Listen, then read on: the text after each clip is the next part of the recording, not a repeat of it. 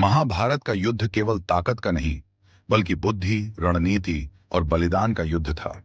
अगर हम इस युद्ध को गहराई से समझें, तो यह साफ दिखाई देता है कि पांडवों की जीत के पीछे तीन ऐसे महत्वपूर्ण पात्र थे, जिनके बिना शायद युद्ध का परिणाम बिल्कुल बदल जाता। पहला, घटोत्कच, भीम के पुत्र। घटोत्कच ने कुरुक्षेत्र के युद्ध में भयानक तांडव मचा दिया था। उसकी माया और शक्ति से कौरव सेना घबरा उठी। स्थिति इतनी गंभीर हो गई कि कर्ण को मजबूर होकर अपना दिव्य अस्त्र शक्ति प्रयोग करना पड़ा। यह वही अस्त्र था जिसे कर्ण ने अर्जुन को मारने के लिए बचा कर रखा था। लेकिन उस अस्त्र से घटोत्कच का वध हुआ और उसी क्षण अर्जुन का जीवन बच गया। घटोत्कच ने अपने प्राणों का बलिदान देकर पांडवों की विजय का मार्ग प्रशस्त किया।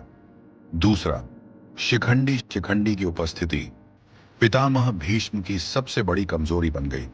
भीष्म ने प्रतिज्ञा ली थी कि वे किसी स्त्री या स्त्री रूप वाले पर अस्त्र नहीं उठाएंगे।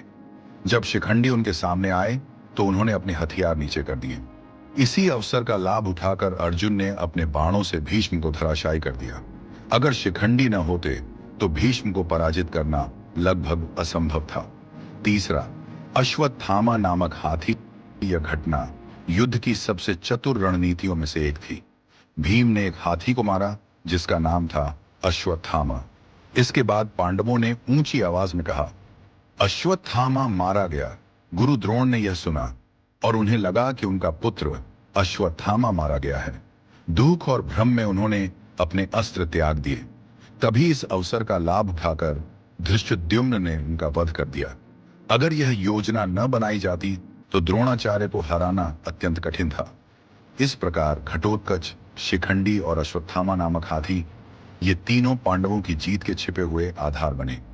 महाभारत हमें सिखाता है कि युद्ध केवल बल से नहीं, बल्कि सही समय पर सही रणनीति और त्याग से जीता जाता है।